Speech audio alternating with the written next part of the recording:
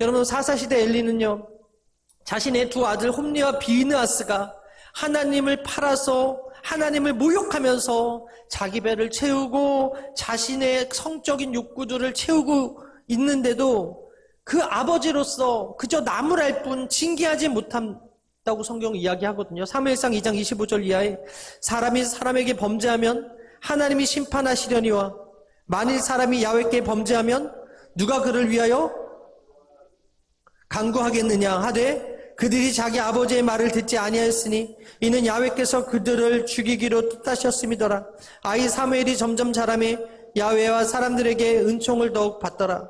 사사시대가 암흑시대다라고 이야기하는데 왜 암흑시대입니까? 그들이 자기 소견에 옳은 대로 살았기 때문에 그래요. 자기 진리, 자기 기준, 자기 뜻대로 살았고 하나님의 말씀은 희귀했기 때문에 그래요.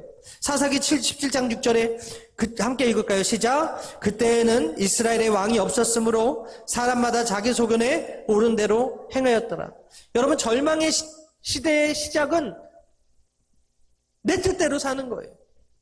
하나님의 말씀은 희귀해지고 내 생각이 커져갈 때 그 시대는 절망적일 수밖에 없어요. 사무엘이라는 한 아이가 하나님의 말씀을 들으면서부터 희망이 생기기 시작합니다. 사무엘상 3장 11절 이하에 야훼께서 사무엘에게 이르시되 보라 내가 이스라엘 중에 한 일을 행하리니 그것을 듣는 자마다 두 귀가 울리리라. 길어서 여기까지.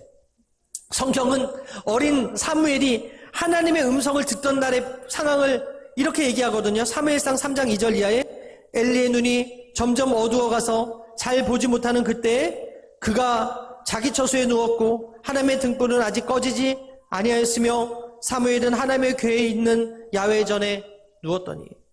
여러분, 하나님의 등불이 아직 꺼지지 않았대. 물리적으로 성전의 등불을 소등하지 않았다는 말도 되지만 상징적으로 세상의 빛이 되어야 할 이스라엘은 많이 어두웠지만 하나님이 주인이신 이스라엘의 소망이 아직 완전히 꺼지지 않았다는 것을 상징적으로 의미하는 거예요. 등불이 꺼지지 않았다. 엘리의 눈이 점점 어두워졌다. 가서 보이지 못하는 그때라고 성경은 기록하는데 중의적 표현이죠. 나이가 많아서 노안이 와가지고 얼굴을 제대로 알아보지 못하고 눈이 어두워졌다는 뜻일 수도 있지만 시력이 약해진 상황을 이야기한 것일 수도 있지만 다른 한편으로는 영적인 통찰을 잃어버린 제사장의 모습. 대제사장으로서 하나님의 뜻을 발견하고 가르치어야 된 그런 사람인데도 불구하고 그 기능을 상실한 영적으로 어두워진 상태라는 거예요. 결국 이스라엘의 절망의 시대는 제사장조차도 하나님의 말씀을 잃어버리고 그 말씀대로 살기를 거절했기 때문에 어두워진 상태라는 거예요. 그러나 하나님의 등불이 여전히 꺼지지 않았다.